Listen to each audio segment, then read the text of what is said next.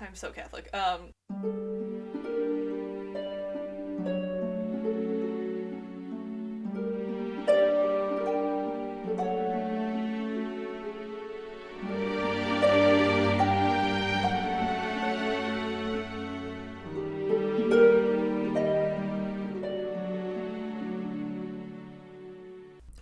I just woke up from a very long nap, and then I ate a lot of sugar, so I'm a little bit crazy. Here we go. Okay. Welcome, comrades. You're listening to The Triad, where we're spooky but sensitive. I'm Hannah. I'm Shannon. And I'm Shelby. Yay, we did it. Okay, folder time. Does anyone have any announcements? Because I do. Oh, I do, kind of. It's not important. It's just No, you go first. Okay. So I have HBO Max, and they released this God, I'm tired. This documentary series.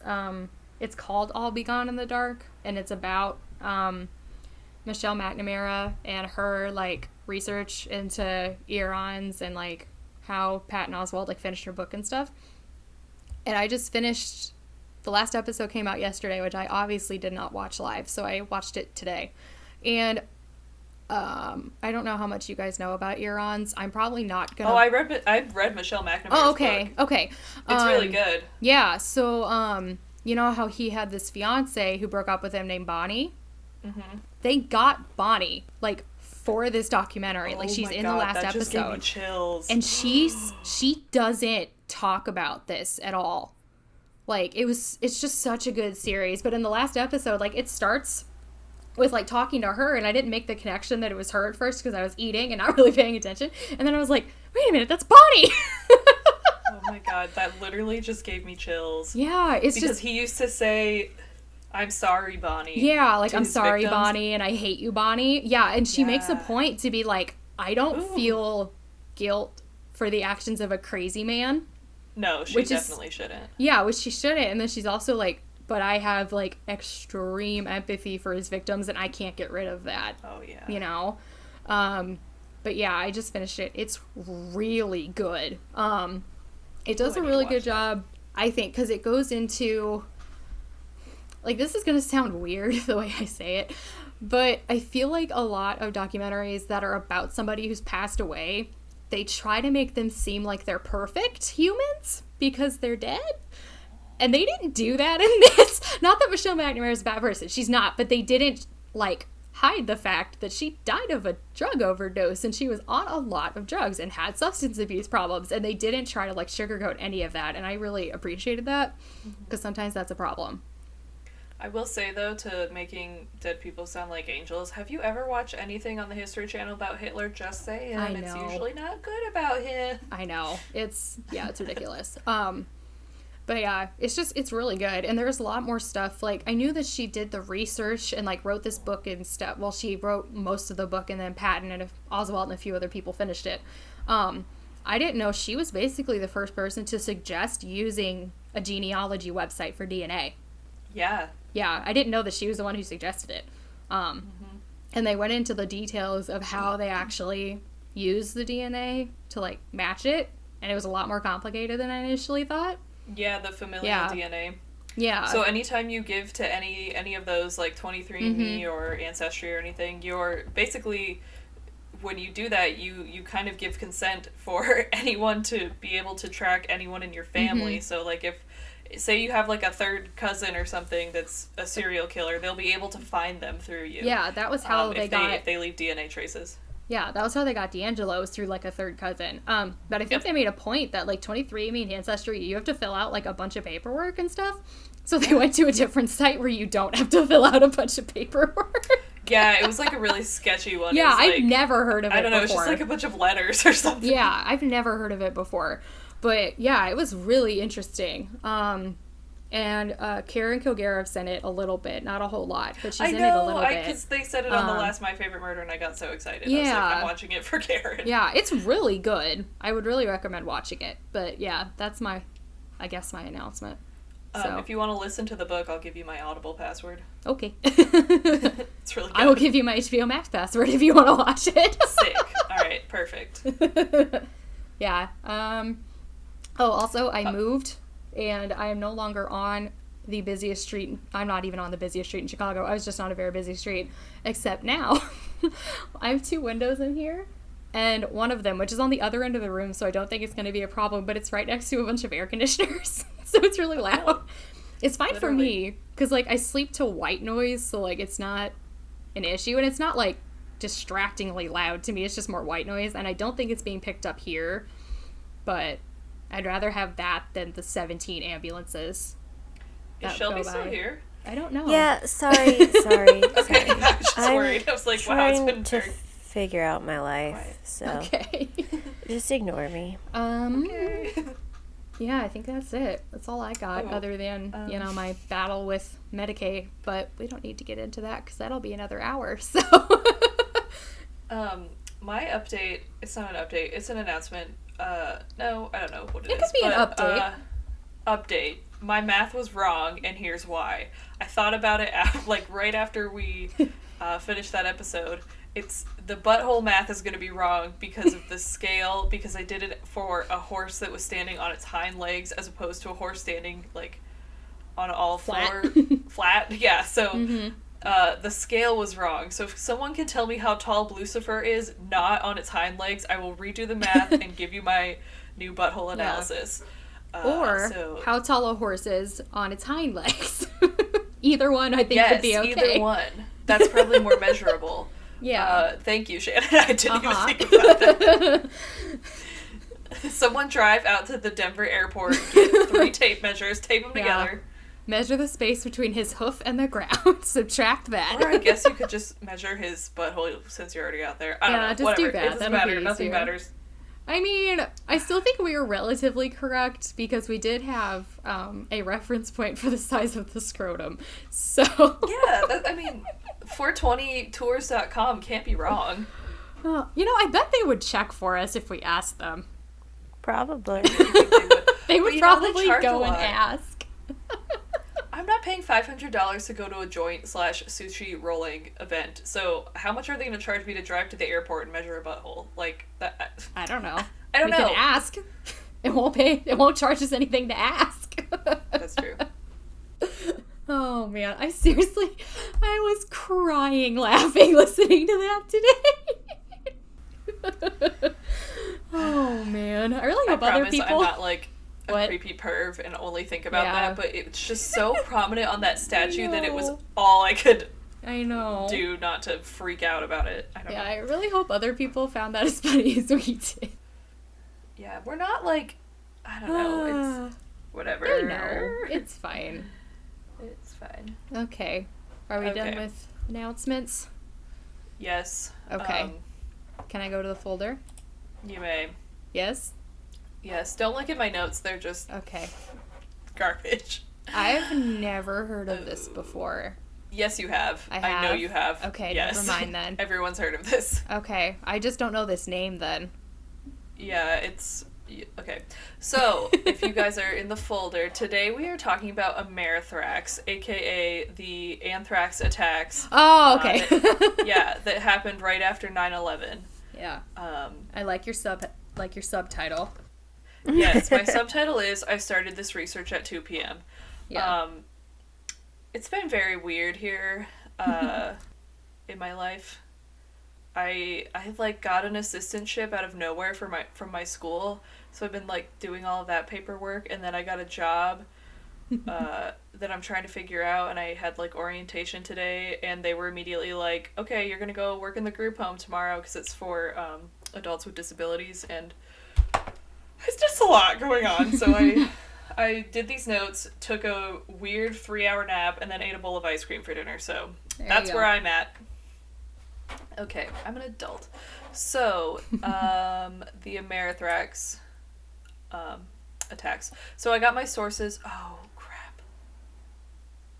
Never mind. I think I forgot to put one on here. That's okay. It's okay. So I listened to a podcast and a half. I listened to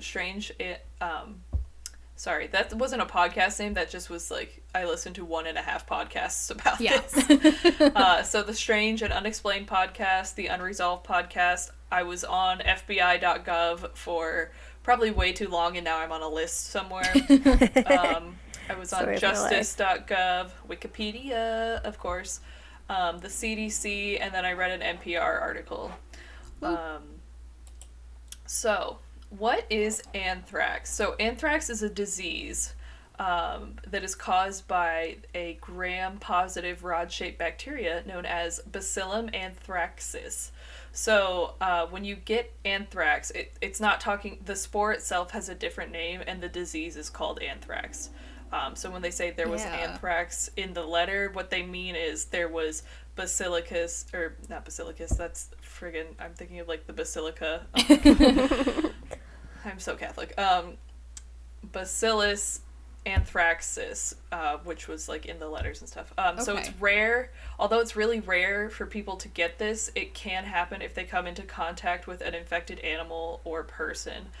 So a lot of animals that get this are like domesticated animals such as sheep and goats and cows, because they eat off the ground, and the spores, like the Bacillus anthracis, can be in the grass or the soil or the water. So if they inhale it or ingest it or even come into skin contact with it, they can become infected, and then it can sometimes pass to humans. But that's like incredibly rare. You might remember a couple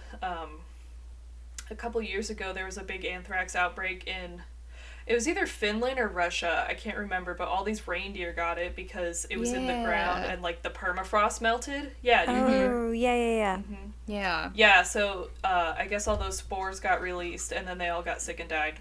So, good times. Dude, permafrost is freaky. Mm-hmm. That's, I don't know where I was going with that sentence. Ignore me. Bye. I love it. Put that on a t-shirt.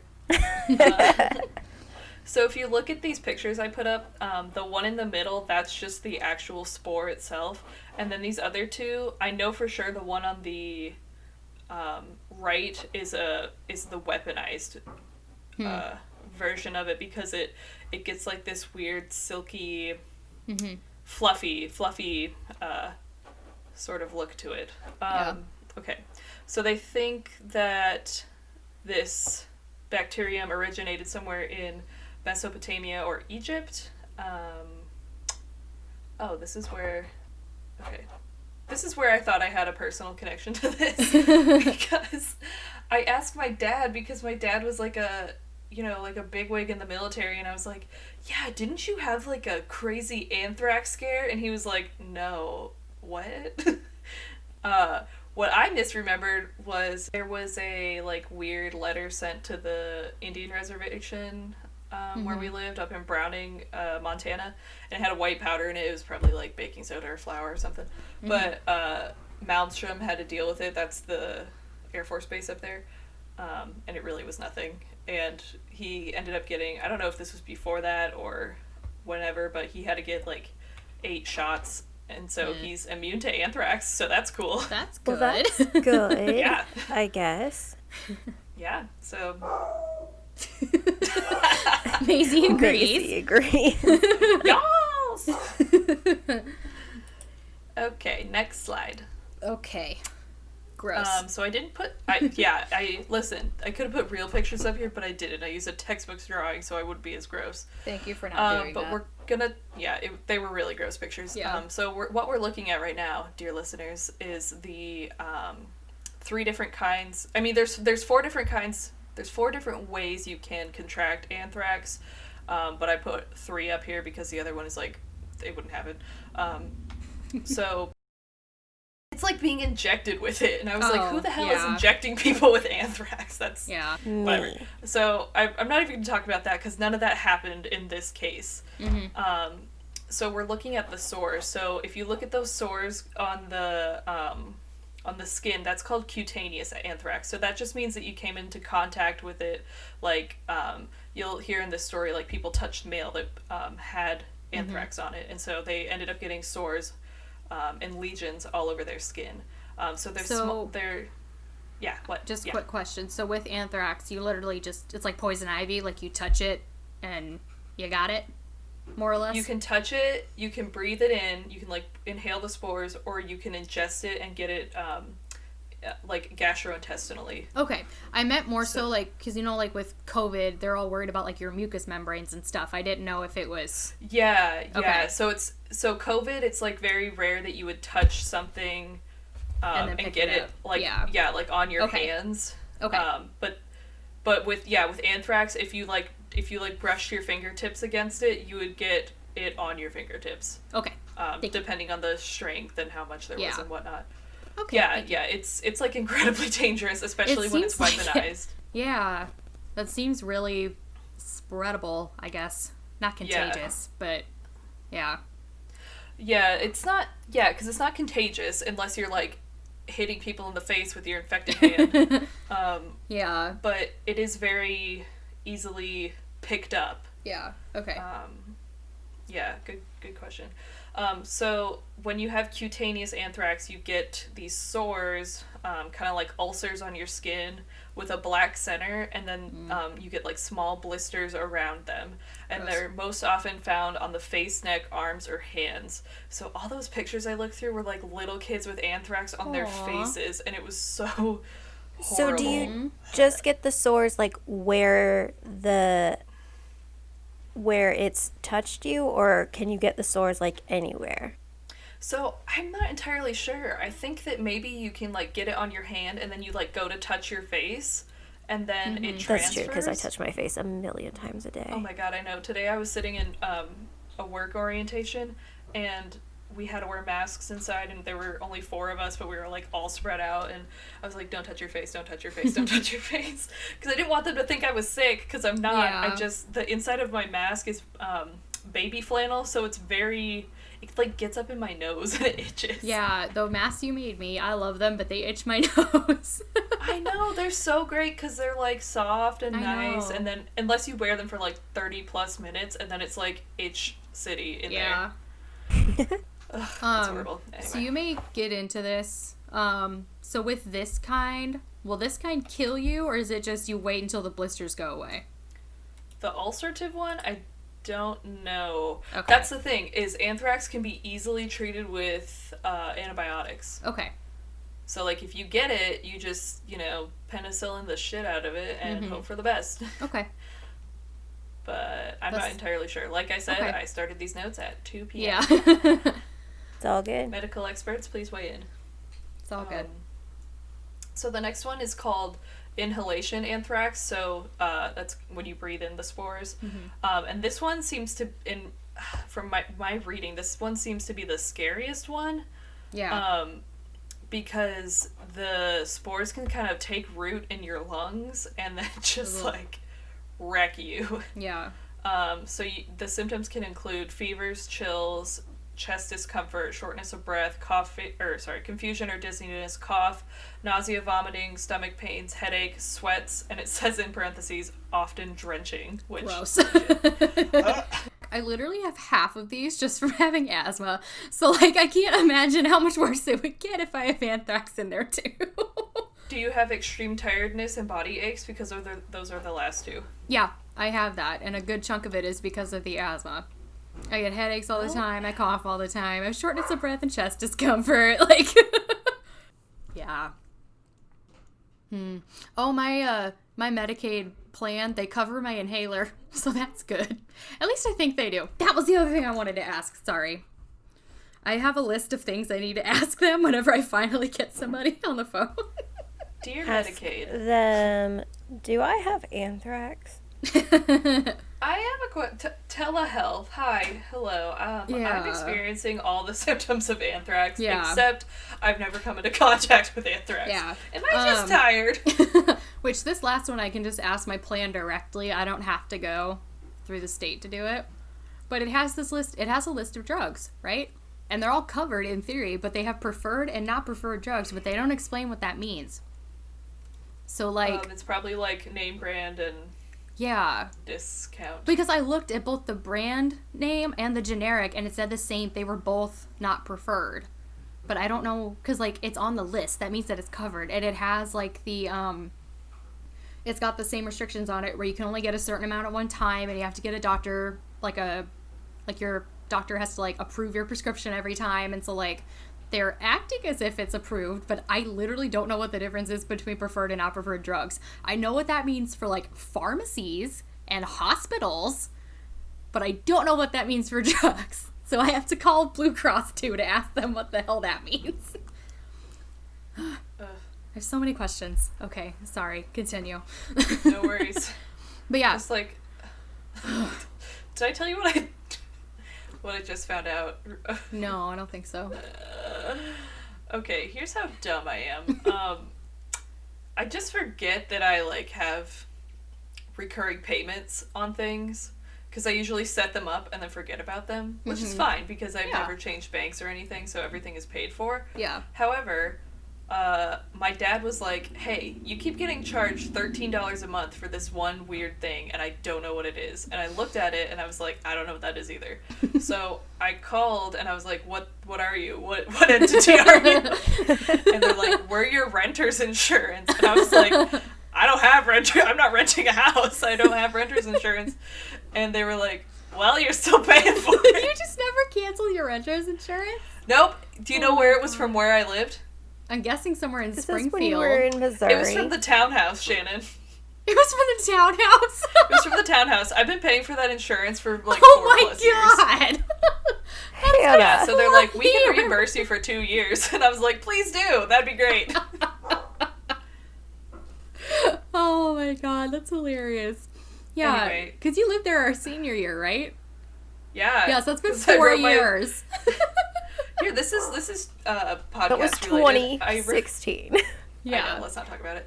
I wrote my senior thesis watching Forensic Files in that house. Yeah. Like, I would switch between Forensic Files and House Hunters. Mm-hmm. Or no, Property Brothers. Michael and I watch every single season of Property Brothers. Mm-hmm.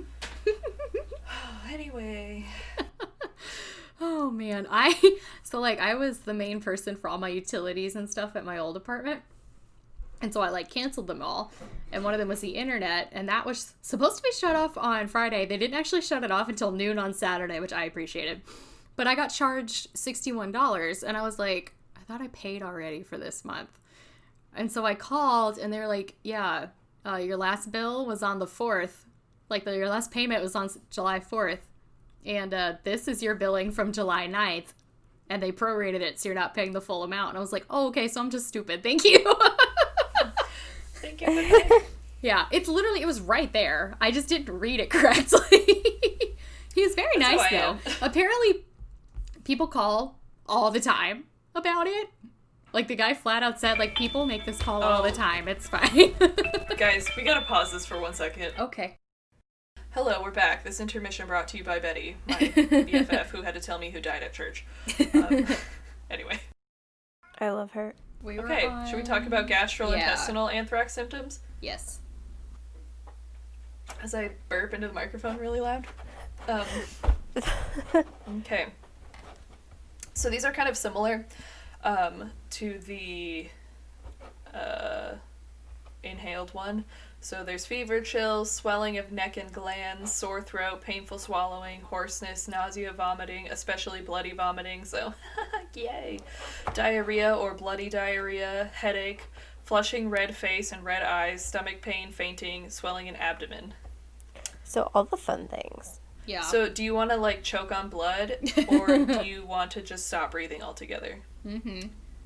Those are your choices. Great. Cool. All right. Cool. Next slide. Hey, 9/11. I know. Where were you guys for 9/11? Belleville. Wait, you were in Florida? Yeah. Me too.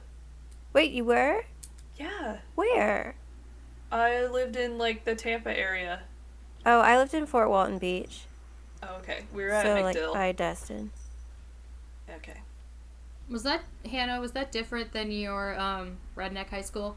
Or is that the same? Yes, this was Oh yeah, duh, we were in like second grade. because it's really funny because the further south you go in Florida, the more like blue it gets. Yeah. It's very backwards. Yeah. Yup. Ugh. No, because I was in my second grade classroom at the school that was attached to the cult church that I was part of back in the day, and they basically like wheeled in one of those giant TVs and turned on the news. Mm-hmm. And that's what we did all day, was watch buildings burn and people die. Yeah. They didn't let us Not watch traumatic it, at all. Yeah, we didn't but do that.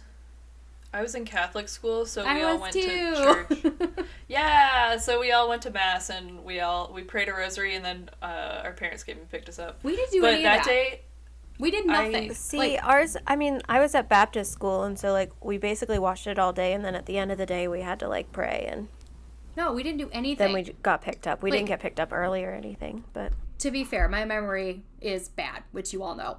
But they just announced that, like, all the sports and stuff were going to be canceled. And then that was pretty much it. They did not tell us what was going on. I'm pretty sure They didn't send us all home early. I think a couple people. I do remember one girl, her dad was in New York on a business trip, and he managed to get out of one of the towers ahead of time. Oh my god. Because he was in the second one, and he saw the first one go down and ran down like 100 flights of stairs and made it out right on time. well, that's good. Yeah, and then one of my friends, her parents were in Mexico, so they were stuck in Mexico. But, like, they didn't tell us anything. We had no idea what was happening all day. What else? Oh, but my best friend from Florida, Jackie Gomez, what up, girl? I love you so much. We were like super close to their family, so we went over to their house that night, and we watched it all with their parents, and with my mom was there, and it was really awful because Jackie's dad, his best friend, because her parents were from Long Island, and so his best friend was one of the firefighters who died, and he basically watched it happen on TV. Mm-hmm. It was really horrible. Yeah. But I was really excited because I had my karate uniform from after school camp, and anyway, it was a very weird time. This was about the time my parents got separated too, so like Oh, cool. yeah. At least I think it was.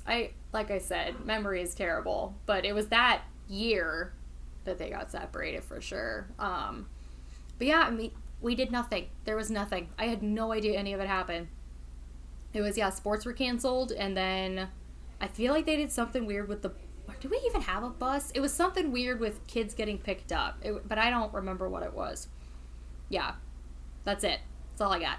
And then I don't remember watching anything later. I remember nothing, which just goes to show you how horrible my memory is, that I remember barely anything of 9/11, and I was only like 8. Like, that isn't long enough ago that justifies me not remembering it. Oh well. Yeah, I just remember that part of school and then watching it on TV. I don't even remember Jackie's watching house. it on TV. I know I did. Like, my mom has told me that we did, but I don't remember it at all. Yeah. I mean, I do remember that, but that whole everything in Florida was very traumatic for me, so... Yeah. Florida is a traumatic place. Well, and, like, that's where my phobia of the ocean started. There and, have like, been shark attacks all over up here, you guys. Yeah. And my mom wants to go That to the I'm beach, never coming to and I'm like, visit. I'm not, no, this is so stupid.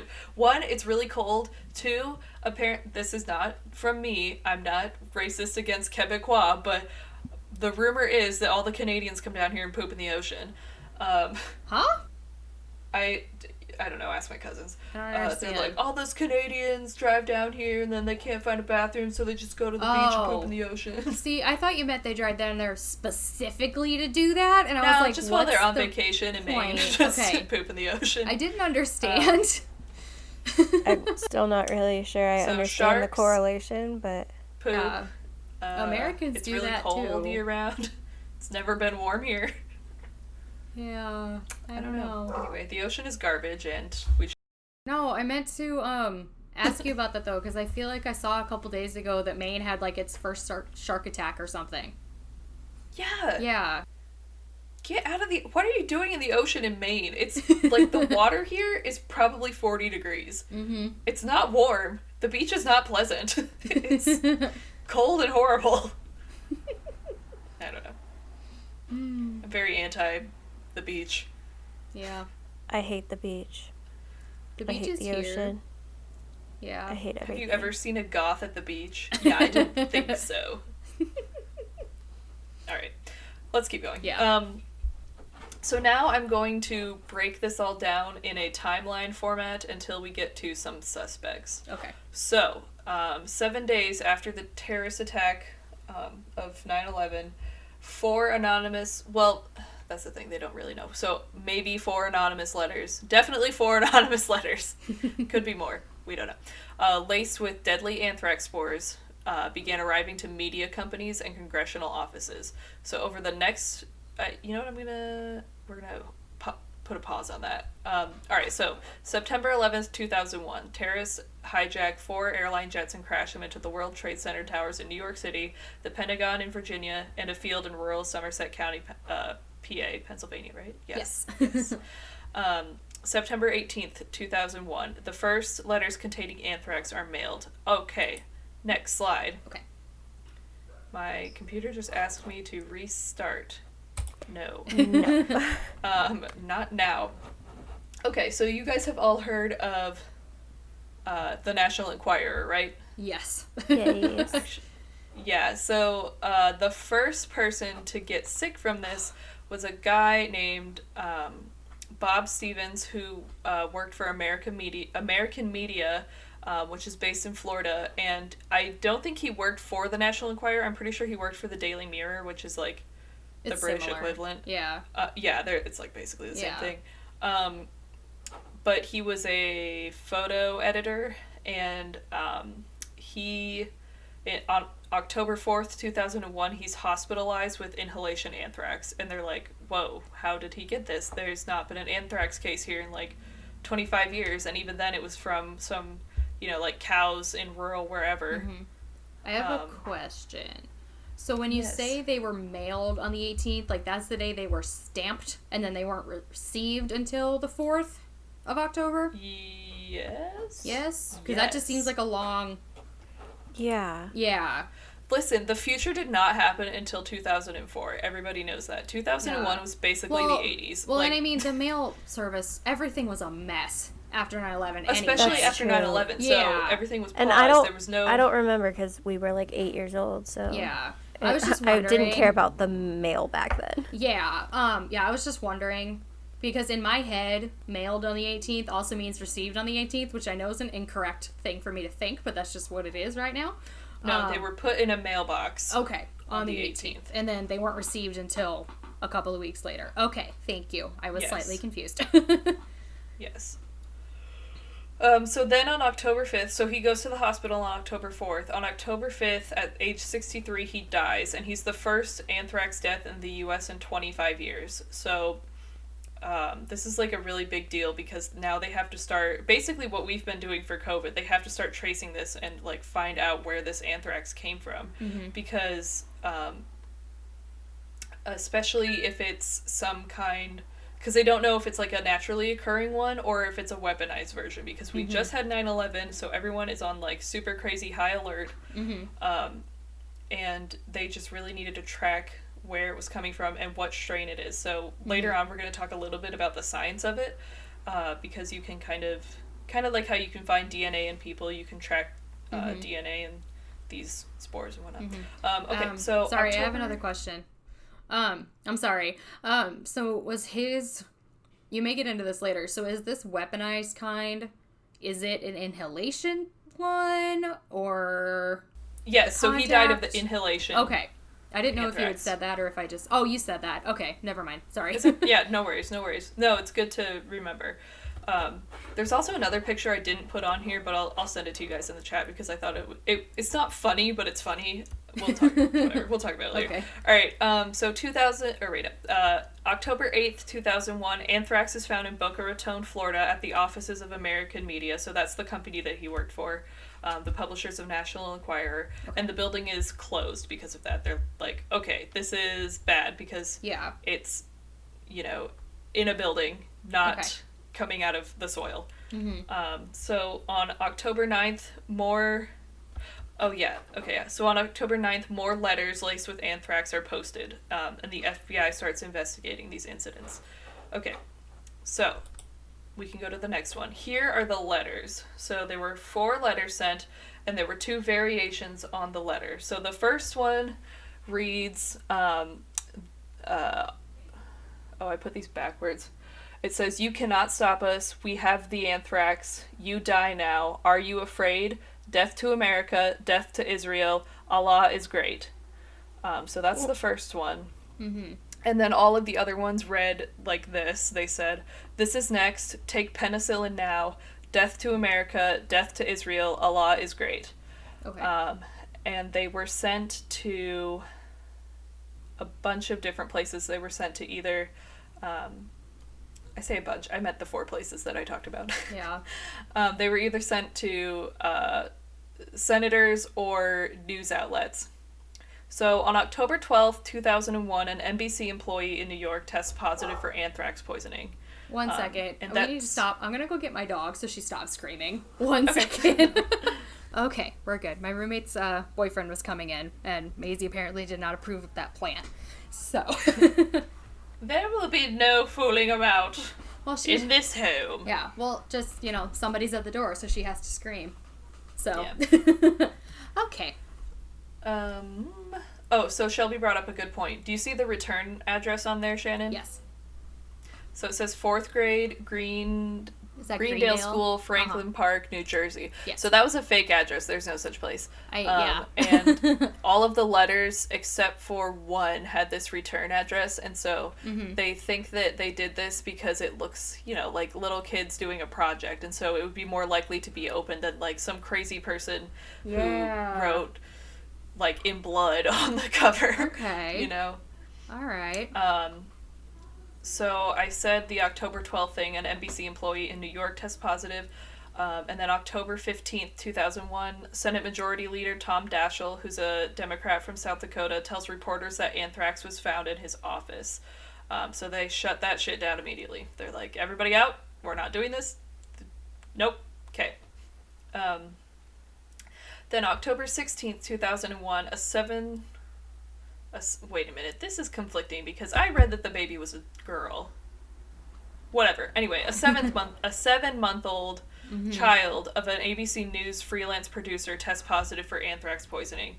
The baby had developed a rash after visiting their parent or their mom at the Manhattan offices on September 28th. So this is, I think, this and a couple of male workers are the ones who got the cutaneous anthrax just Gotcha. from touching something. So maybe the letter was open on someone's desk and they put the baby down on the desk and the baby touched it, but didn't breathe in the spores. So, but it was September 28th through October 16th. That seems like a long time. So did they just not know what it was? I mean, that's only 2 weeks. I know, that 2.5. just seems like a long time to have Maybe that. the rash doesn't develop as quickly. I guess if it isn't as fatal or anything, then they're not going to have anything. It's a sustainable illness, if that makes sense. It's not going to be that big of an emergency if you don't know what's causing it. Yeah, maybe you're just wow. It's really hard to, and this is just me speaking as a daycare worker, but kids have rashes all the time. Yeah, that's true. All the time, and Yeah. you never know what's causing it. Yeah, just in my And head. And they can be from anything. Yeah.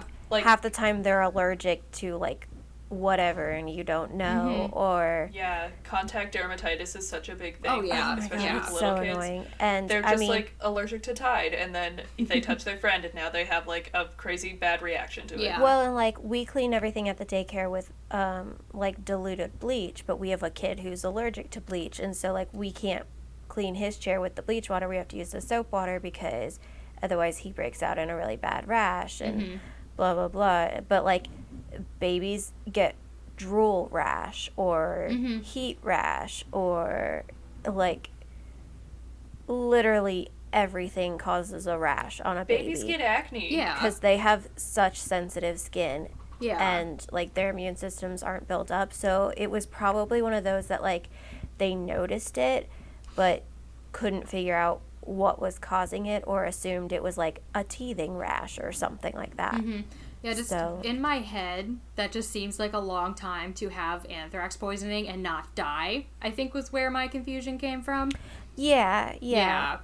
But if it's maybe just like... I bet the lesions just didn't become a big problem for because that I long. kind of Maybe forgot. They started little. Yeah, I kind of forgot Well, that and, the like, cutaneous one depending isn't on- as bad. Depending on like where on the body it was, I mean, like kids get diaper rash all the time and like that bleeds and is awful, or like babies get yeast infections and it literally looks like their skin is about to peel off. Yeah. And so like it's probably that like just the skin lesions weren't, like, I'm not saying they weren't bad, but they probably weren't like worrisome until about a week after that, and then it's probably like another week before they figured out what was going on. Okay. Yeah. Oh, babies. Don't Okay, have we can them. Do not go to recommend. the next one. Okay, so on October 18th, a CBS employee and a New Jersey postal worker both test positive for anthrax poisoning. These yellow people... Yes. Wait, that sounded really racist. What I meant was these people wearing yellow hazmat suits. The people in hazmat suits, Yes. they are in front of the American media... Oh, wait, no, that's not true. This is them coming out of a New Jersey post office. And remember the American media building Yes. from the first guy who was infected? That building itself was quarantined for more than 5 years because of the anthrax infection. Wow. And it was finally cleared by health officials to reopen in 2007. Wow. Yep. Ooh. Like the That's a entire long time. building? Yeah, because, you know, if those spores, like, Yeah. if you turn on the air conditioning or anything, you open a door, it kicks it up, and then Ooh. you're screwed. You're Yeah. totally screwed. So they just quarantined it for 5 years and retested everything and said it was fine. Yeah, I don't know if you know the answer to this question, but were they like actively trying to like remove all of it, or were they Like, just kind of waiting it out? I feel like they decontaminated and then put it under quarantine. Okay. And then retested. Yeah. I could be wrong. Okay. I didn't Like I know. said. Yeah, I just didn't know if this was something that will like die on its own, or if it's like asbestos where you have to like remove it. You know. Oh my god, I have so much fucking asbestos in my basement right now. I don't want to deal with it. Yeah. My uncle keeps telling me to get rid of it, but I don't want to touch it or be part of it or look at it or have to buy that mesothelioma book. Whatever. Anyway. In my torts class, which that's like torts are like civil suits, and I'm only explaining that because I didn't know what torts were. So Sounds like tortoises, but shortened. Yeah. No. Yeah. So we read so many asbestos cases in torts. Like so many. Because there are so many.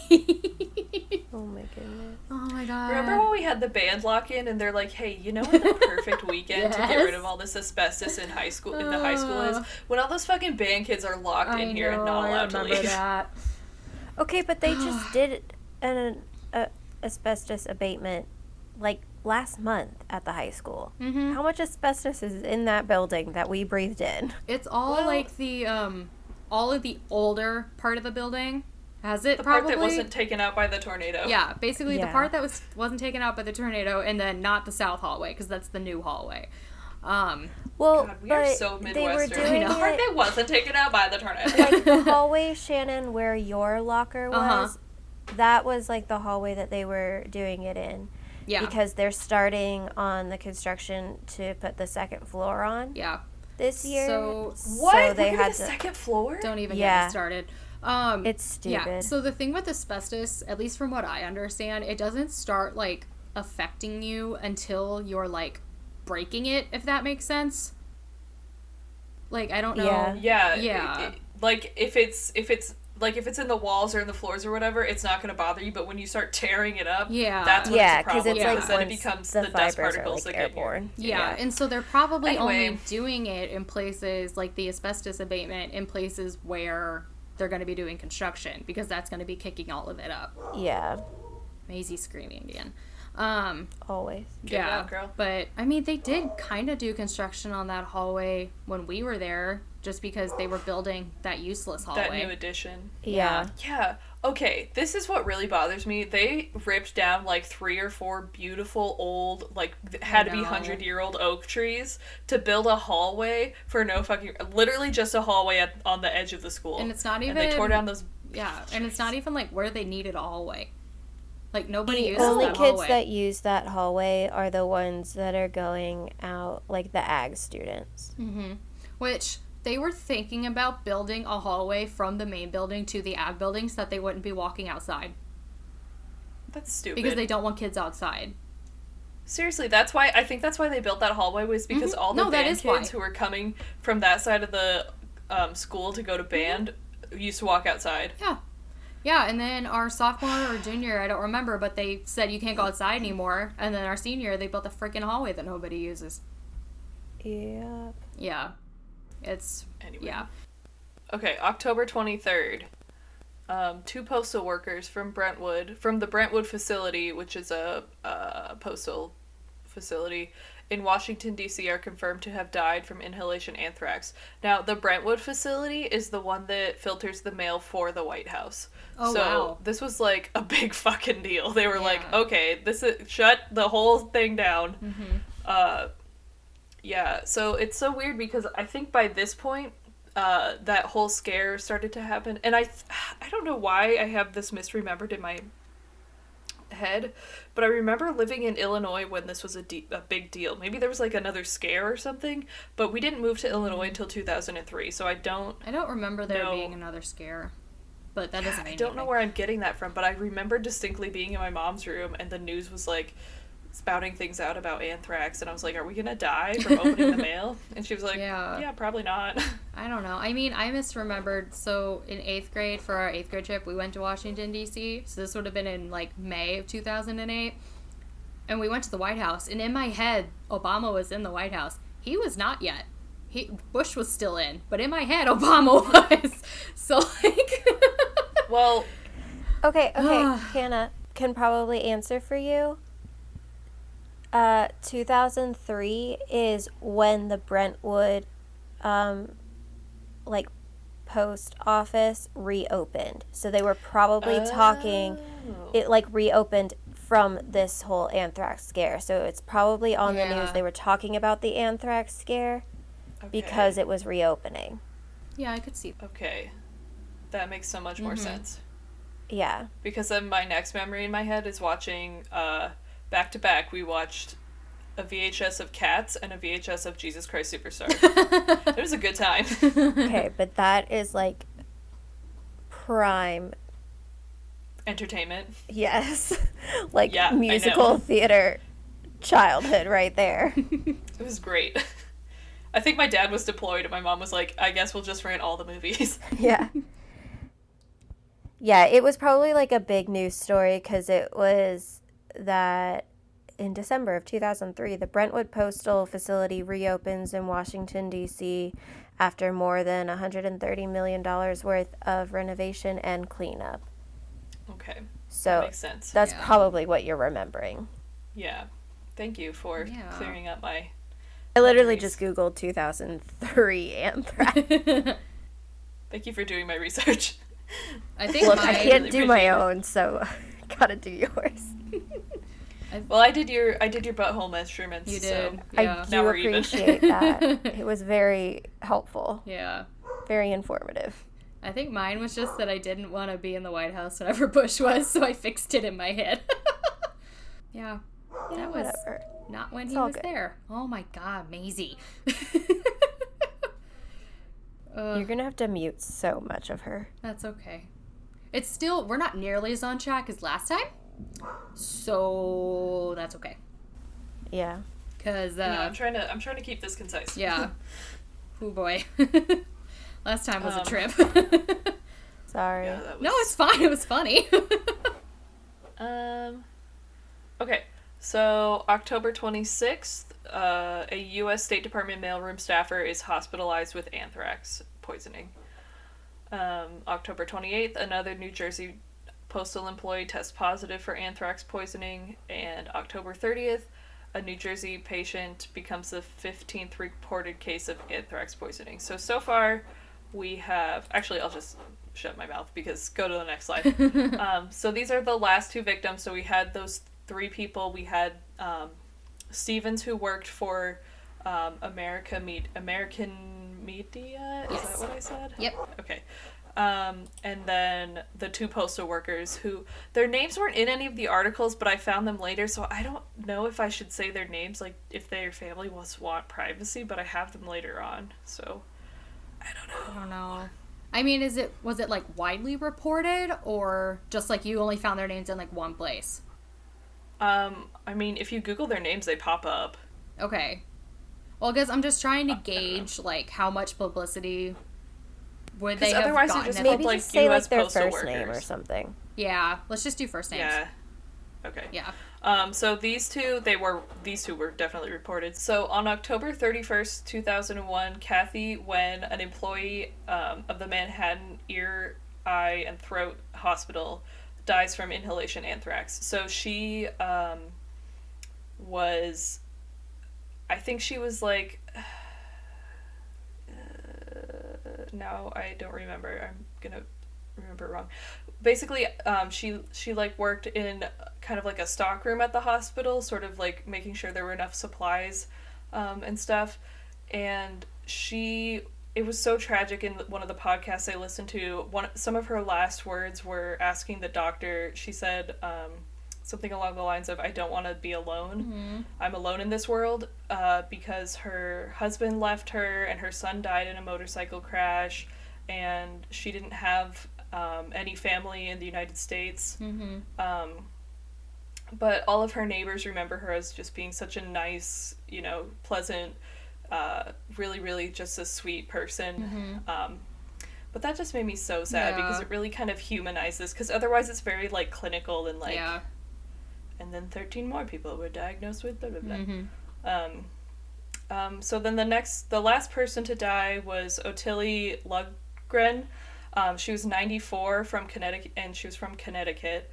So she was the 5th and final person to die from inhalation anthrax. And they're not entirely sure how she got it because she was so far removed from all of the rest of this. Her and Kathy are like weird cases because we have someone working for the media, which makes sense because the letters were sent to media corporations.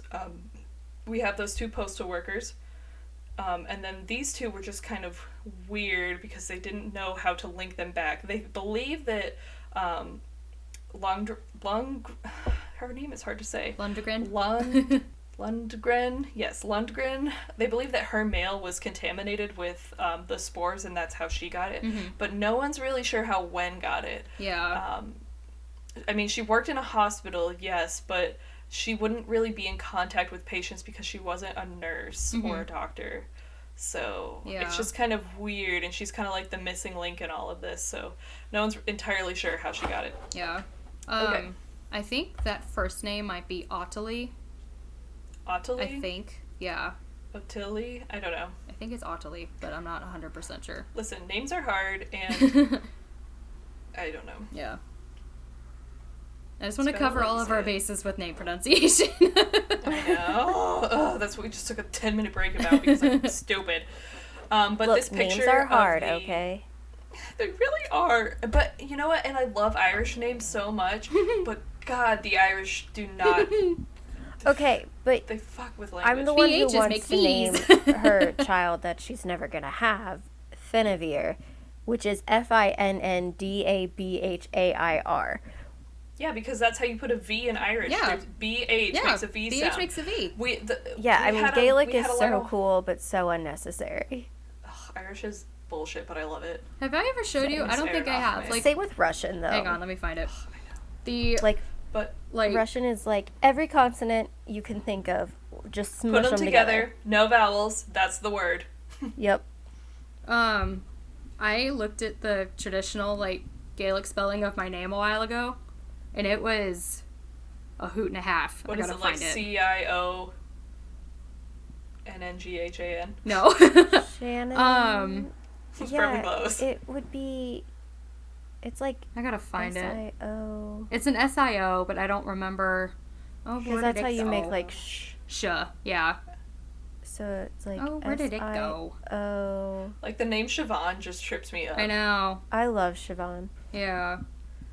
Um, Where the heck is it? Here Or we like- go. I found it. It's Saoirse. yeah. It's no, this isn't the one either. Maybe it is, but it's SIONANN. So Sionan.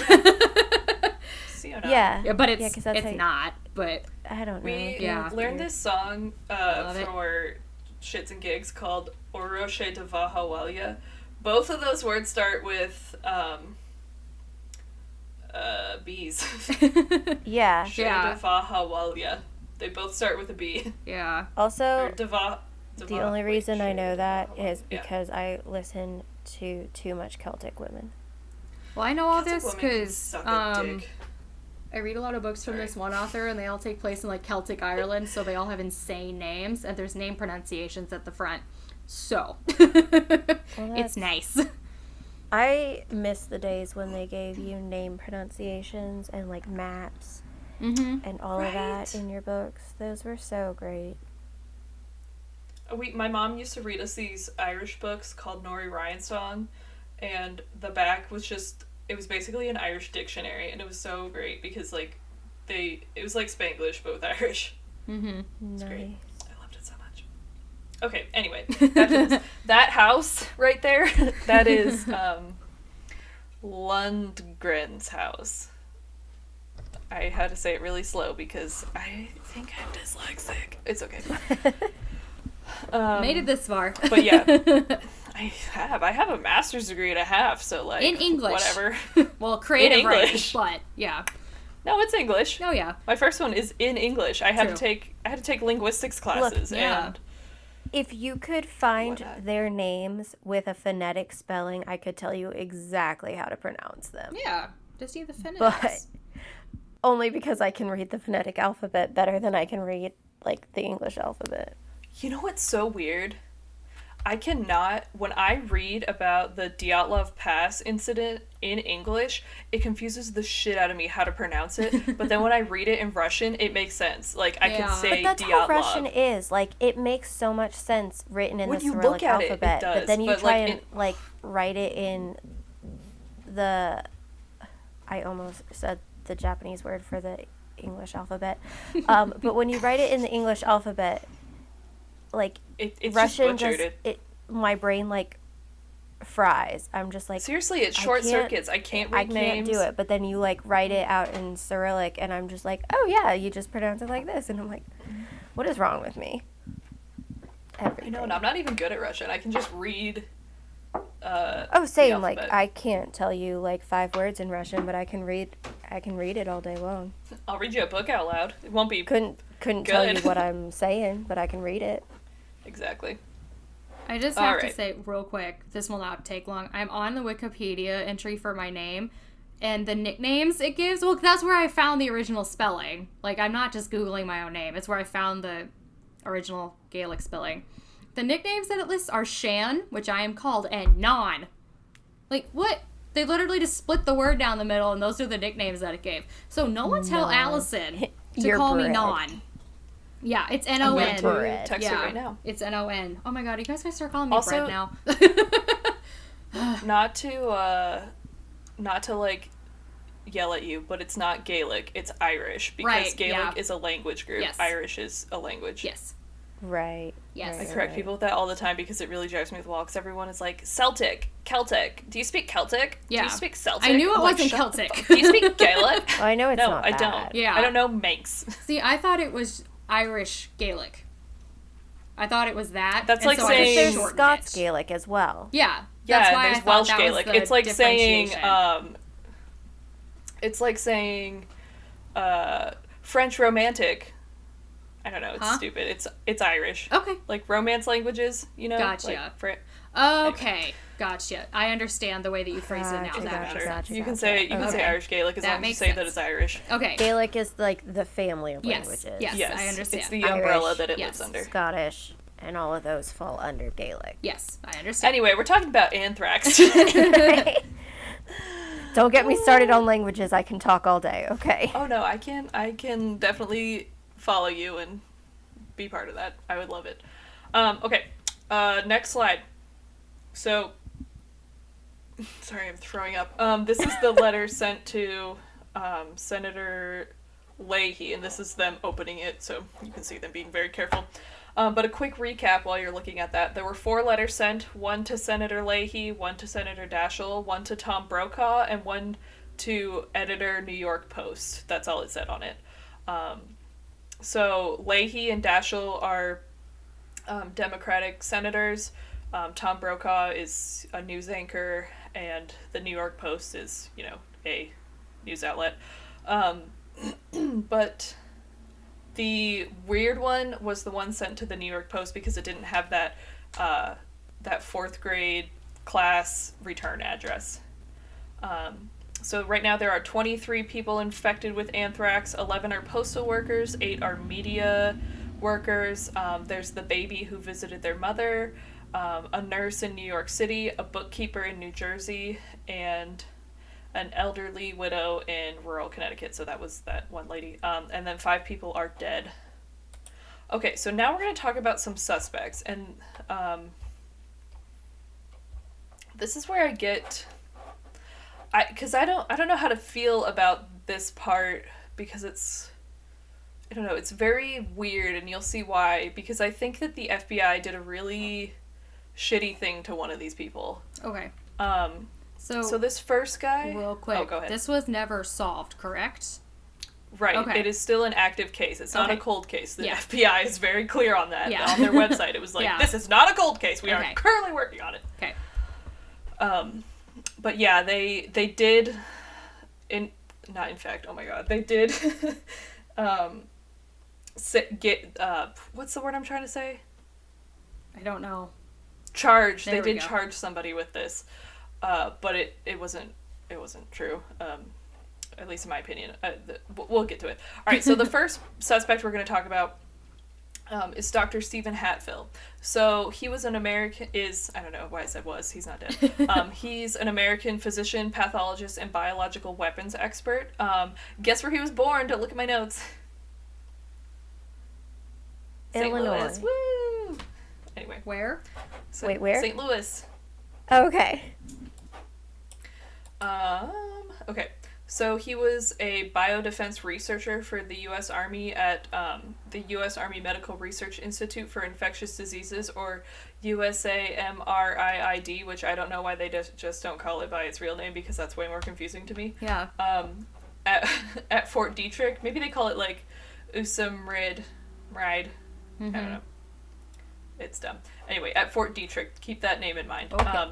So he became kind of a suspect after there was this news cameras kind of showed up at his house, and FBI agents in hazmat suits were kind of looking through his apartment for evidence, because he worked, as a bioterrorist specialist. So they're like, well, maybe this guy did it. And they really thought that these, because the other guy worked in the same place too, the next suspect I'm going to tell you about.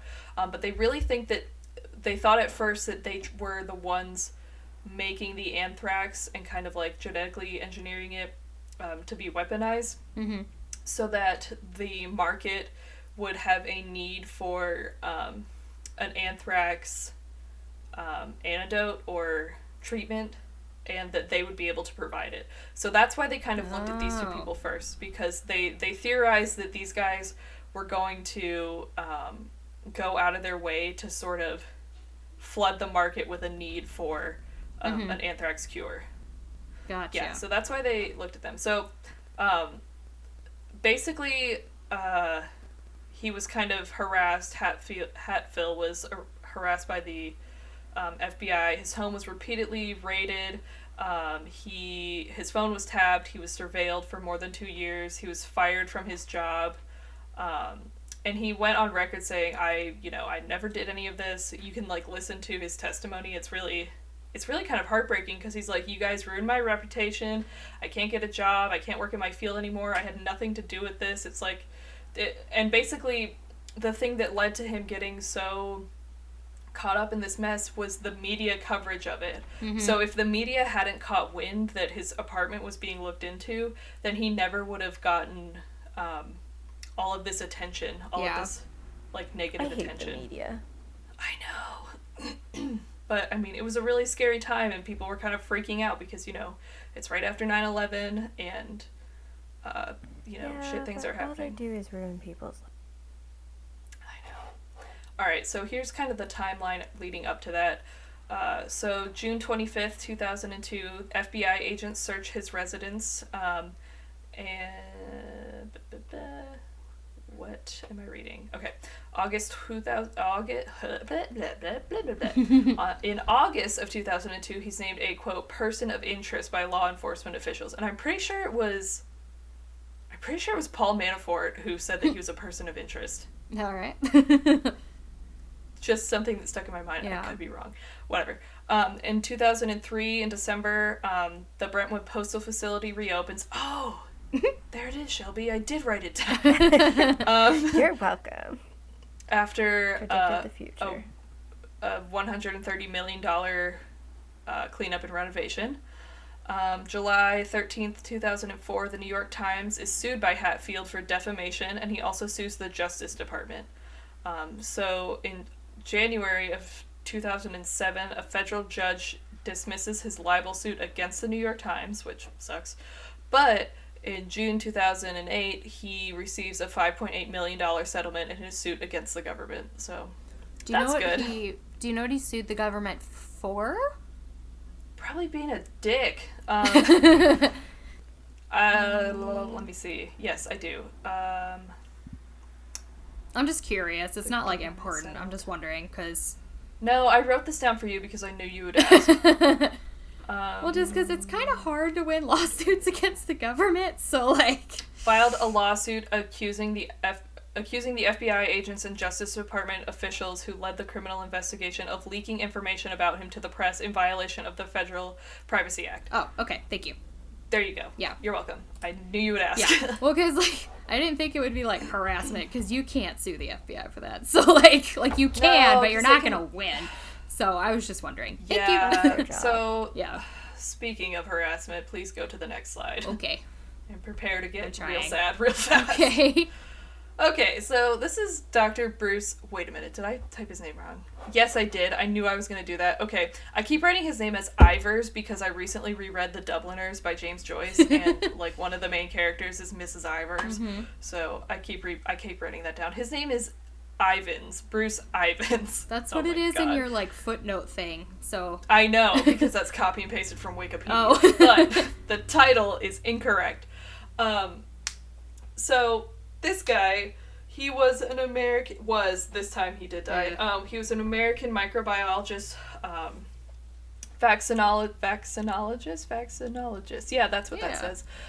Senior biodefense researcher, again at Fort Detrick for that United States Army Medical Research Institute of Infectious Disease. Yes. Whew. That's a mouthful. Mm-hmm. And, quote-unquote, the suspected perpetrator of the 2001 anthrax attacks. Again, I don't believe that... Oh, the screw under my chair is almost falling off. Okay, we're good. We screwed it in. So, don't read what happened to Shannon. Get your little nosy eyes out of there. I didn't move it. Okay. It, like, comes up. Right. Like, it's just there at the bottom of the screen when I pull the slide up. Well, make it full screen. Well, I can't. I have Audacity split screen, and then I have Discord up on my laptop. Because I have my dual monitor thing.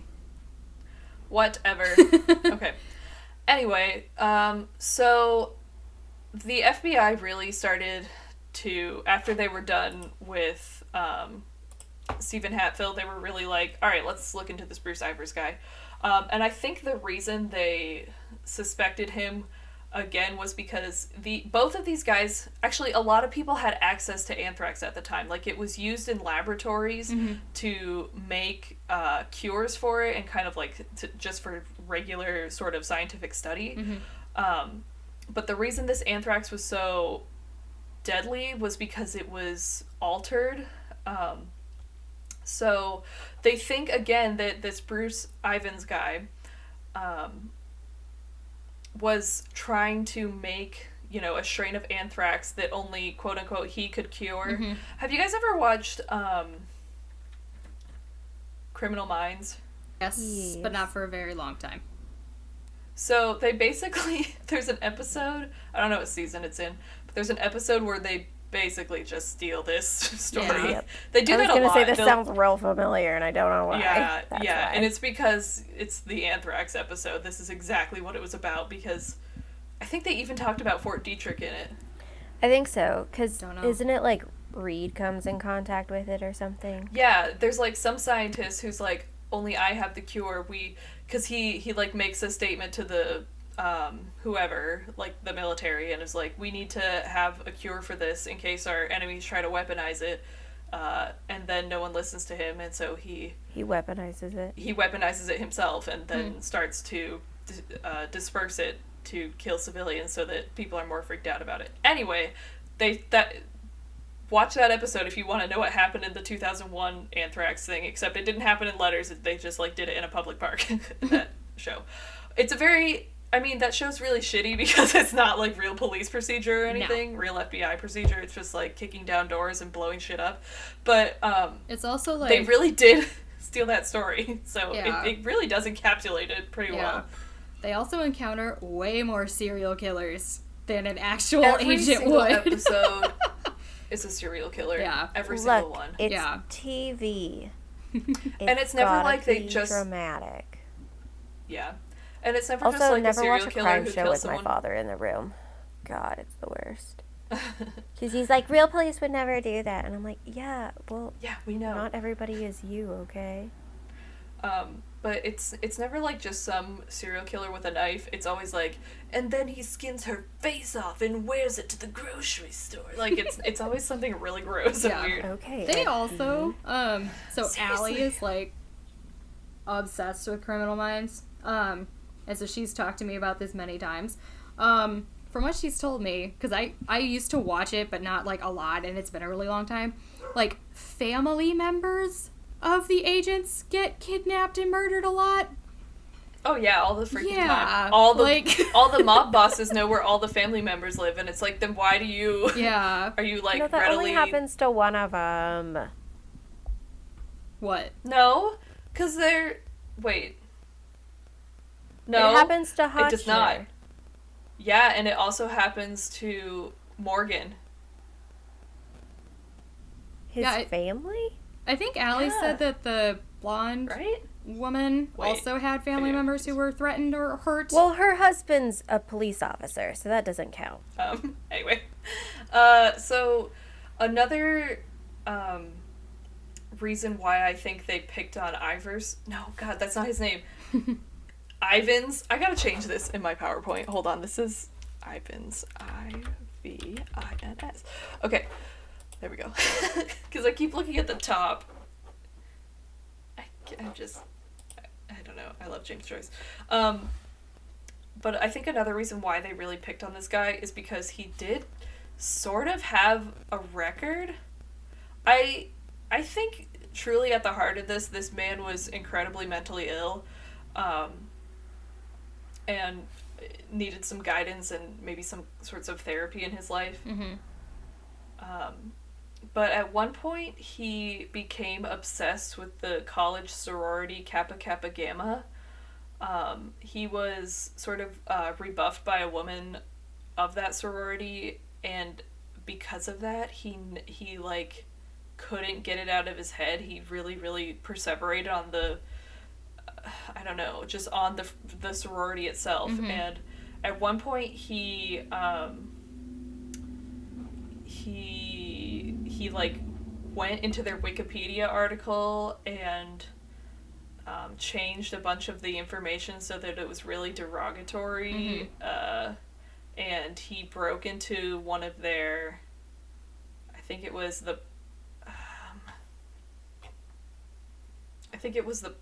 wait, I might be wrong. I don't know. He broke into one of the sorority houses somewhere. I think it was the Princeton one. I'm not entirely sure.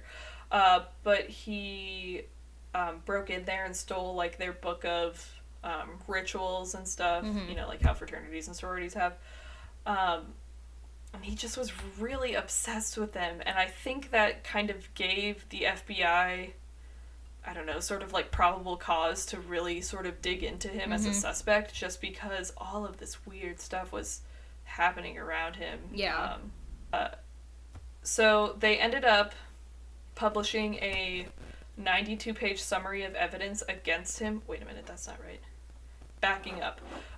So because of all of this backlash he was getting, he was put into a counseling program, and this is what blows my mind.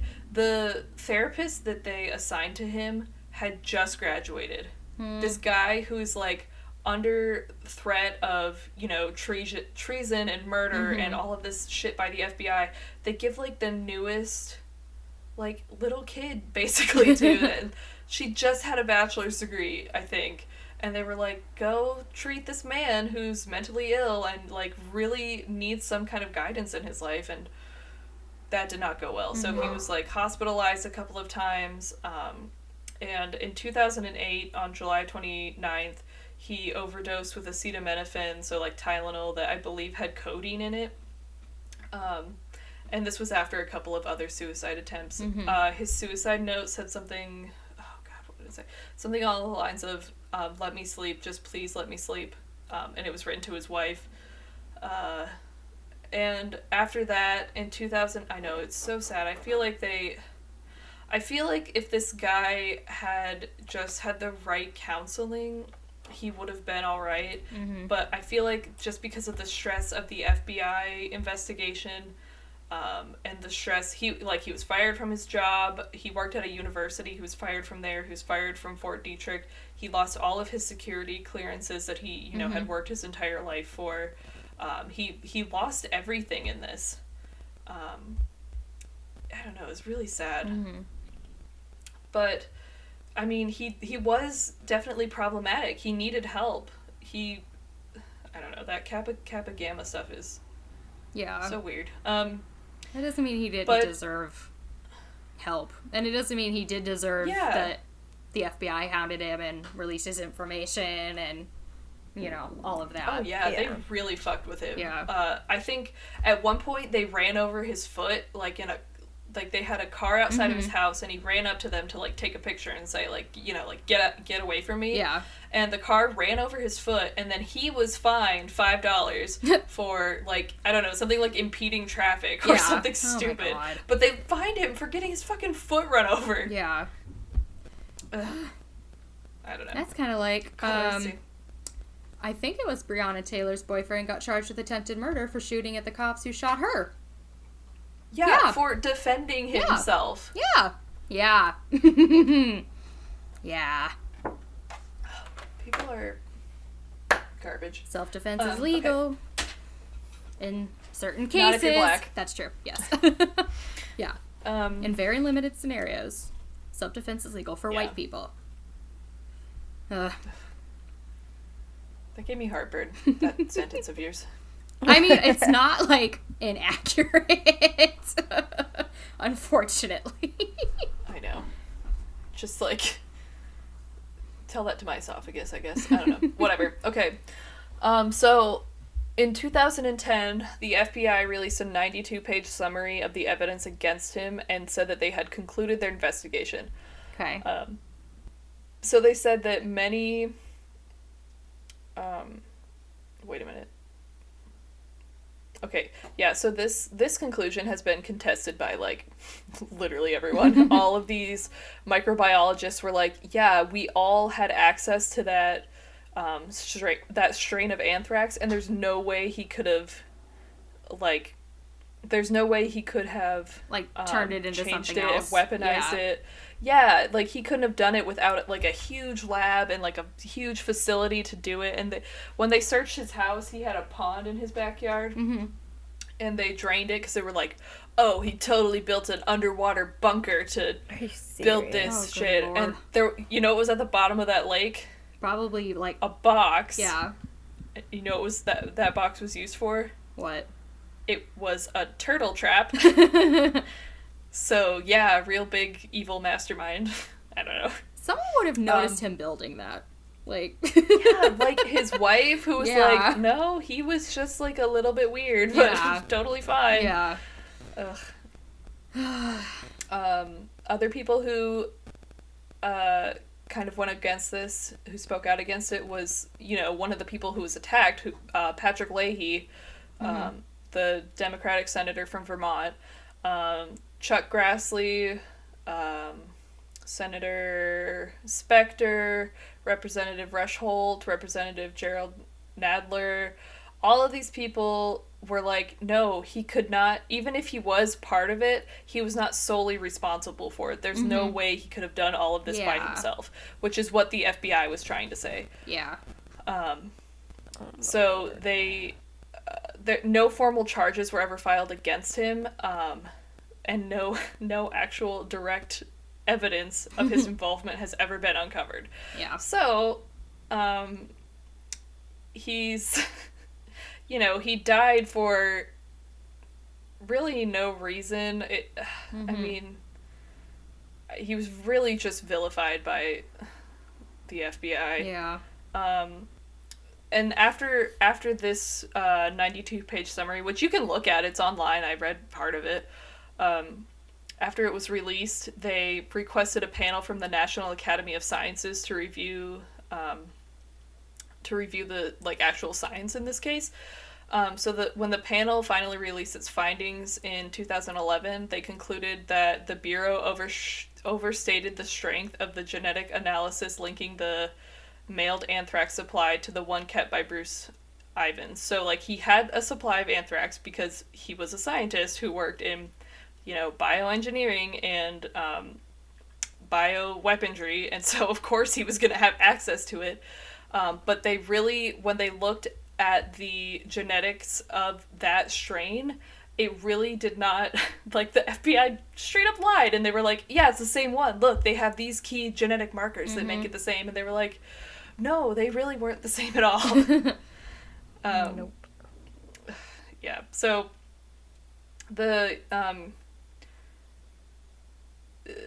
so then they kind of went backpedaled and said that it, quote, it is not possible to reach a definitive conclusion about the origins of the anthrax. Oh, sorry, it was B. anthrax, and I got very confused. What they meant was Basilica anthraxis in the mailings based on the available scientific evidence alone, which that's another lie. They straight up said, yeah, it's not the same, so that isn't correct.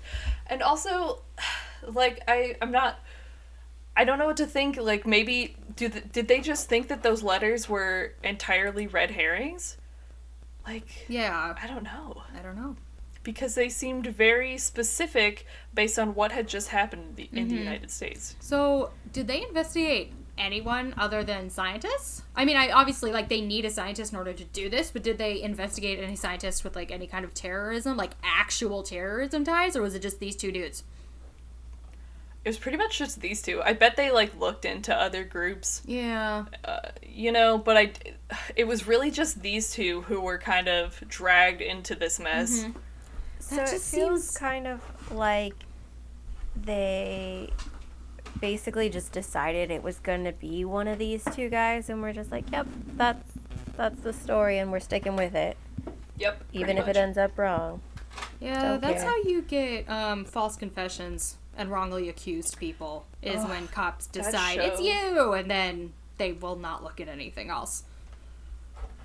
Yeah, Yeah. that false confession show, have you guys watched that on Netflix? Which one? There's multiple. Oh, I don't know. The one from, like, 2018. Okay, because... That's when I watched it. Well, the one I saw was produced by John Grisham. What was it? Let me look at it. But it only follows, like, a couple of cases, but it's... Oh, the confession tapes. Was it that? Yes. That's the one that I'm thinking of. Okay, I have don't know seen what you're that. thinking of. Let me check. Yeah, that's different than the one I saw. I have seen this, though. The other one is... Let me check. Sorry. Trying to find it. While you're looking for it, I'm just going to read some of the other stuff I have. So the FBI has kind of a fact sheet. Honestly, their website was really informative, and if you ever want to look up any weird cases, they have all of those case files that they've investigated. So they have... I found it. like, they have, like, Emmett Till and the Lindbergh baby. They have all that stuff on their website that you can read through. I found it. It's called, yeah. The Innocent Man. I don't know why I couldn't think of that, but that also came out in 2018. But that one, apparently John Grisham is like a board member of the Innocence Project, which I didn't know. And he wrote a nonfiction book called The Innocent Man, and it was about these two murders in this tiny town. It's not even tiny. It's got like 17,000 people, which for us is not tiny. In Oklahoma. That's the big city. I know, in Oklahoma. And there were these two men who were... They falsely confessed. So, yeah. What? Oh, you cut out for a good long while. Oh. Yeah. Sorry, Basically, I got so in Oklahoma. Okay. And then they falsely confessed. Okay, well, Audacity got it, so it's okay. Anyway, yeah. John Grisham is a board member of the Innocence Project, which I didn't know. And he wrote a nonfiction book about these crimes, and then he was an executive producer for the TV show. So, yeah. That was the one I was thinking of. The Confession Tapes is also good, though. I watched like 3 episodes of that, and I was so bummed out that I did not continue watching it. Mm-hmm. It's just very sad.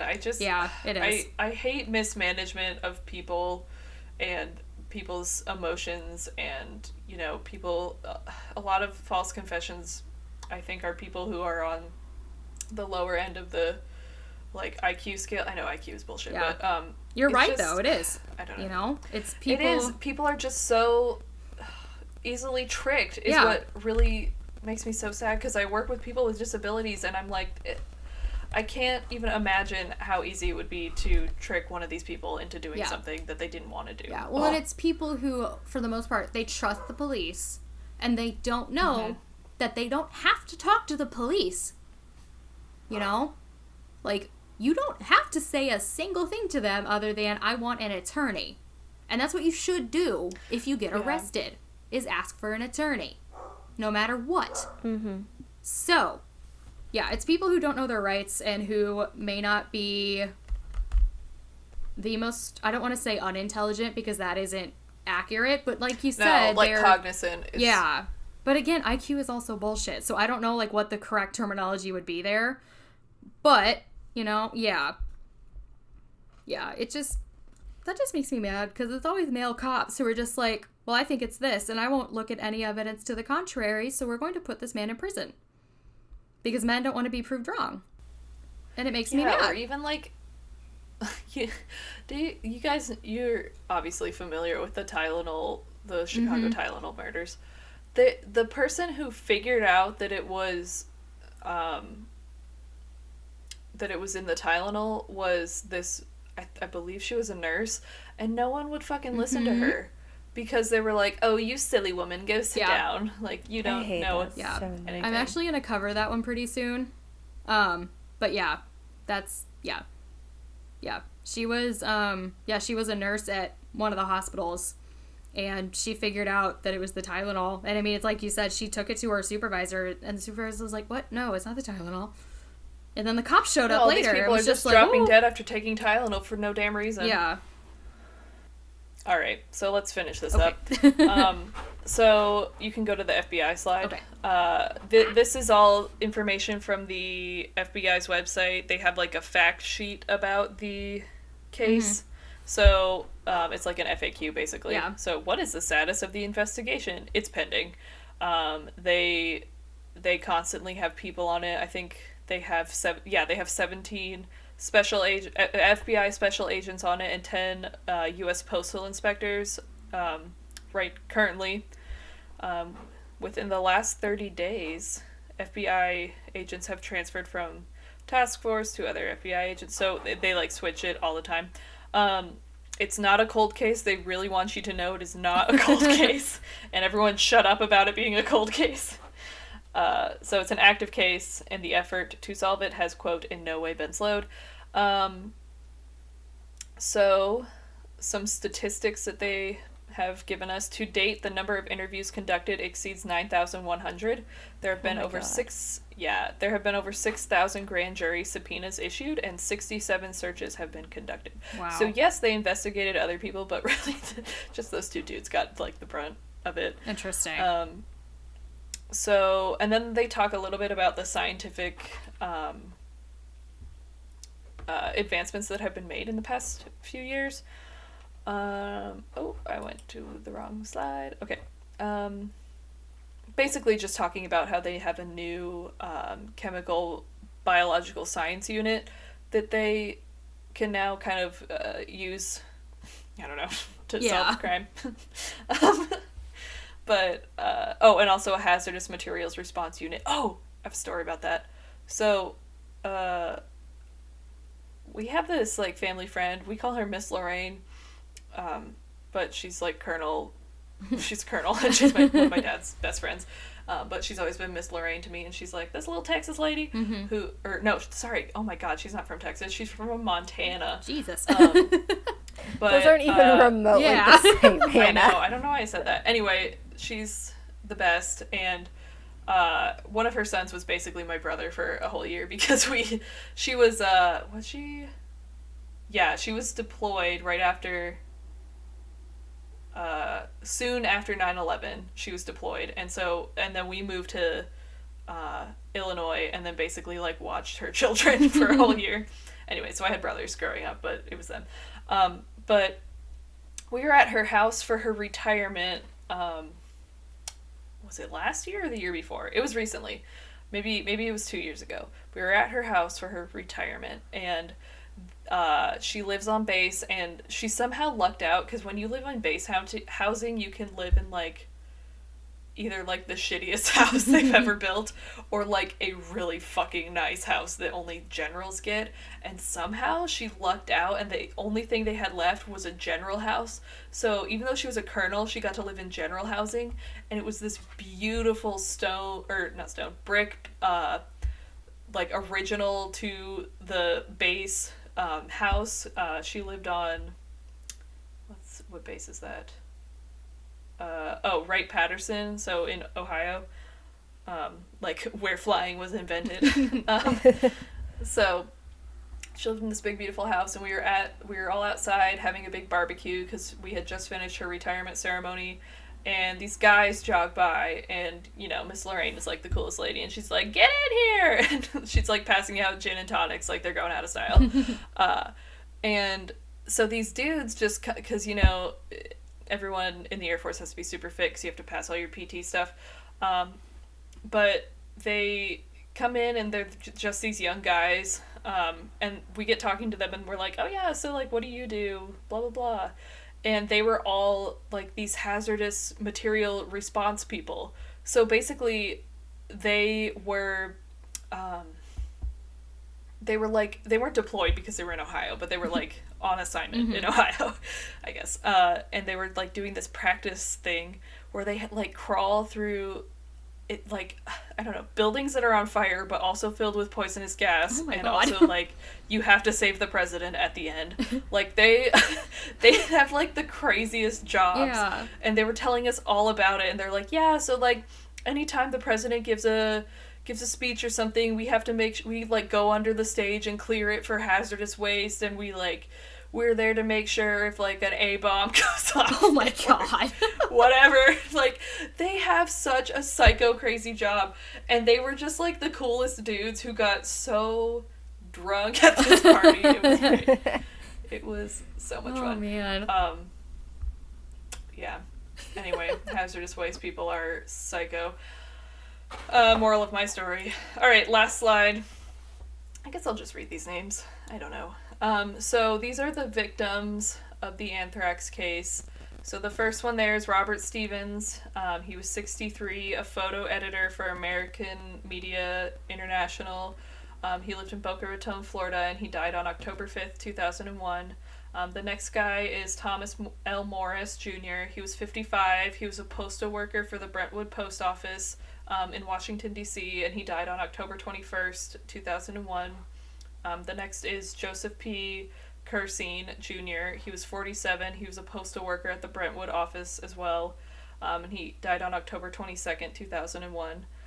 Then is Kathy Wen. She was 61, a hospital employee in New York City, and she died on October 31st, 2001. And then, how did you... Audley, I think.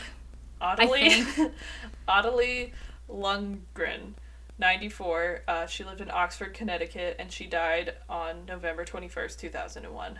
So, that's my story. It's very sad. Unsolved. That's okay.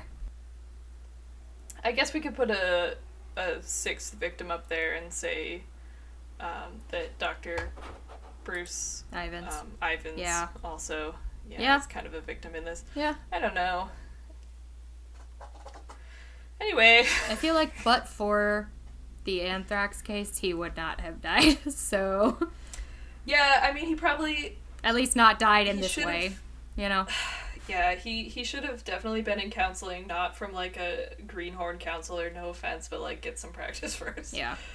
I don't know. Anyway, Yeah. Thoughts, concerns, questions? I think I asked most of mine. I know, I was very... Yeah. I thought more people... scared by your questions. Yeah.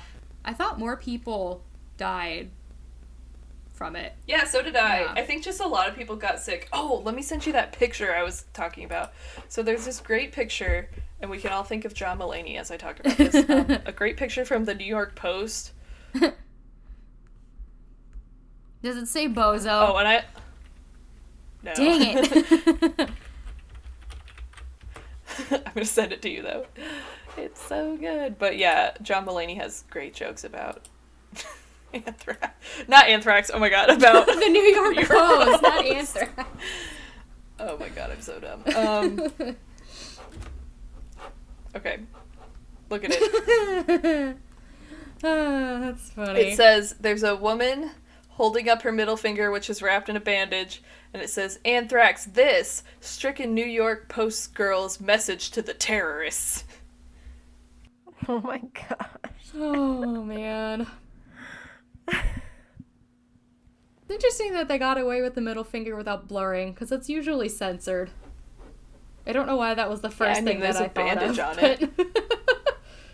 Oh, New York Post. Every single time I see something about the New York Post, I just think of John Mulaney, so I cannot take it seriously. Oh yeah, this one that's right next to it, because I typed in New York Post anthrax, but this came up under the picture that I clicked on. It says, Obama beats Wiener. And then it says, if it was me, I would resign. I don't know. And then there's one of... It's got Louis C.K. on the front. God. And a bunch of other people's names. And it says, Pervnado. That's very New York Post. The New York Post is, like, simultaneously the best and the worst newspaper. Yeah. God. It's so bad. Ugh. Hey, Madge, what's the news?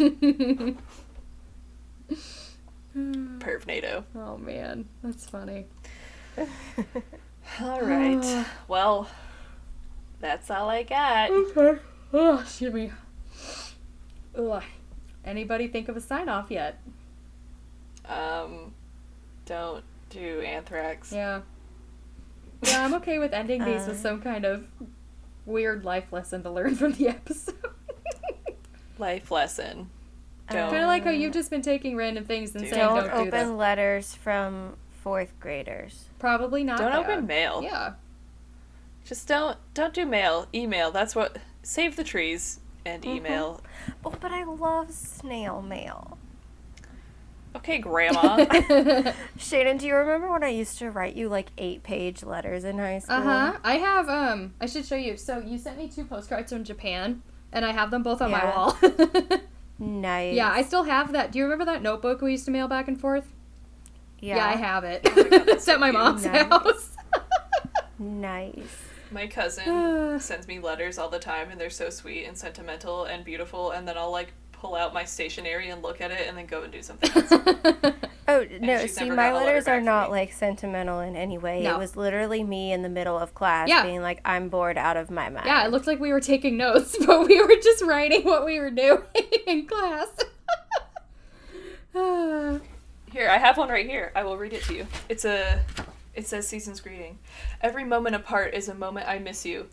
I especially miss my dearest friend over the holiday season. Stay safe and happy. I love you. Merry Christmas. Love, Kevy. Cute.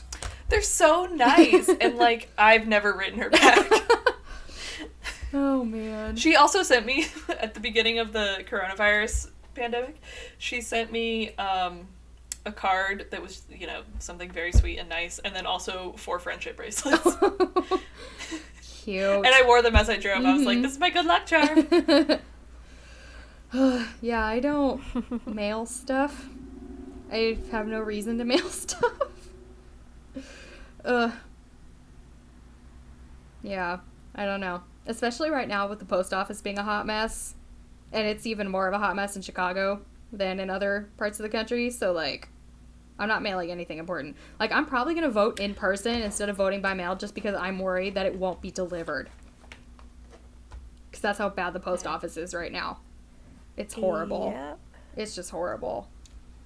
Oh, I do have some mailbox sagas, if you're interested. What mailbox sagas could you have? Well, here's the thing.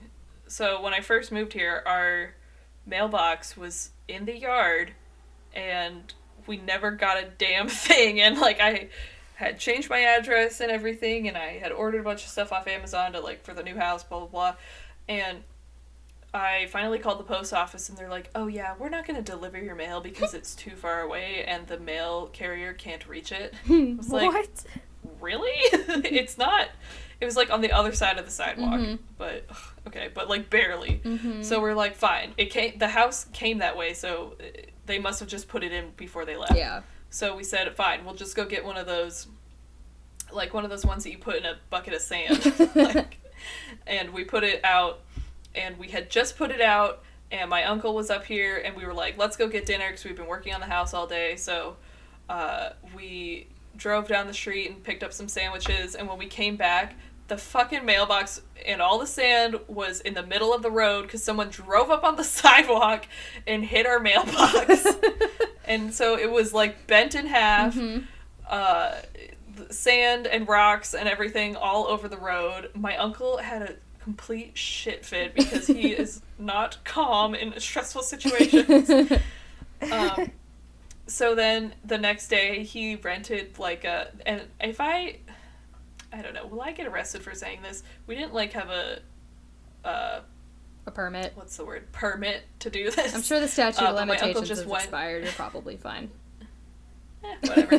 He went and got a cement cutter and just cut a hole in the sidewalk and put the mailbox there and said, fucking fight me. But I went out there, like, a couple days ago, and the little loopy thing that you can pull down to open it, the handle, I guess. Yeah.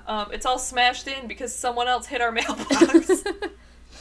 Like, I don't know, because this is not a problem in Illinois, but I almost said in Russia. Where the fuck do I live? In Maine, in the Northeast at least, there's no shoulder. Everything is, like, it goes from road immediately to sidewalk. Yeah. So you don't even have to be driving off the road to hit something. You can just be a little too far, like, hugging the line, and you'll take out a mailbox. So anyway, that is my mailbox saga. You did remind me, I have 2 mailbox things. One is when I lived in my crack house apartment in Springfield, my mailman just decided I didn't live in my apartment anymore and just stopped delivering my mail. Didn't the post office here do that to your mom? That was too? my next one. So it was like when they moved. Yeah, we were moving from my old house to their new house, and we were still, like, in the process of moving stuff out. And then, like, the old house, like, my uncle owned it and we rented it from him, and, like, he let us do whatever the fuck we wanted to that house, so it wasn't any problem for him to let us keep getting mail there. Right? And so one day, Yeah. like, we were still in the process of moving. We hadn't gotten anything switched over yet. Our neighbor, the one with the shit ton of dogs, who was an ass, he was apparently, like, really rude to my mom for being, like, a single parent and stuff, which I didn't even know until after we moved out. But, yeah, he was just not nice to my mother. He told our mail delivery person that we had moved, and so she just stopped delivering our mail. And then when my mom called to figure out what was going on, she had to go down to the post office to get it all sorted. And she was like, so you'll just listen to my neighbor and not have to fill anything out to stop delivering my mail. But in order for me to get my mail back, I have to go down to the post office to get this fixed. Like, oh, she was so mad. It was ridiculous. That's the other thing. They wouldn't even deliver our mail to the post office in my town. They delivered it to the next town over. Which was so stupid. Yeah. We were like, why are you delivering it? We don't even live here. And they're like, it just happens that way. Yeah. I'm like, I live next to town hall. I literally live next to town hall. Shannon, Yeah, you've seen I've seen it. Yeah. How am I in a different mailing district? Mm-hmm. I'm not. Yeah. Yeah, Oh, ours it's was fine. just, I mean, to be fair, our mail lady was kind of a bee all the time. If there was a dog even near the front door, like inside, if Teddy was inside the front door, she wouldn't deliver our mail. It was, she was Okay. very bad at her job. And I she don't was really know. neat. You don't have to come in the house. Post office here is awful. Oh my god, the Freeburg post office is Like, terrible. it's so bad. Like, the man who works there is so rude. He's so all the rude. time. Are the librarians Like- still rude too? Because they were also really rude for a long time. I don't know. They're always rude. God, they're so just uptight. Can't do it. Like, you work at the Freeburg Library. Chill, bud. Mm-hmm. Yeah. Yeah, so that's how they normally The function. library's gotten better. That's but good. The post I haven't. office is still I mean, I haven't awful. been to the library in Freeburg in so long. But yeah, that's how they normally function when somebody who isn't actively trying to destroy it is running it. You know what I mean? Like, yeah, Yeah. yeah. So, Also, we should And probably next week stop we'll be talking recording. well, we still have to say bye. Bummer. So, because we haven't done that, that's why we're still Oh, recording. I thought we did. No, Gotcha. we Kind of didn't. said bye. Not officially. You said My bad. Okay, officially Okay, bye, I guess. bye. Mail sucks, I guess. I don't know. Bye. Don't do Don't use anthrax. snail mail. Thanks for listening to The Triad. Our music is by Scott Buckley. Our audio was recorded by our studio engineer, Craig Bott. If you like the show, please rate, review, and subscribe on Apple Podcasts, Spotify, or wherever you get your podcasts. You can also follow us on social media. We're on Facebook, Twitter, Instagram, YouTube, and Tumblr as The Triad Podcast. Our website is thetriadpodcast.wordpress.com. There you can find information about our latest episode, including the show notes and sources. We're also on Patreon as The Triad. Currently, all Patreon funds will go towards the costs of hosting the show. Each tier has its own rewards, but every patron receives our undying gratitude. If you have comments, questions, or stories, email us at thetriadpod@gmail.com. Thank you again for listening to The Triad, where we're spooky but sensitive.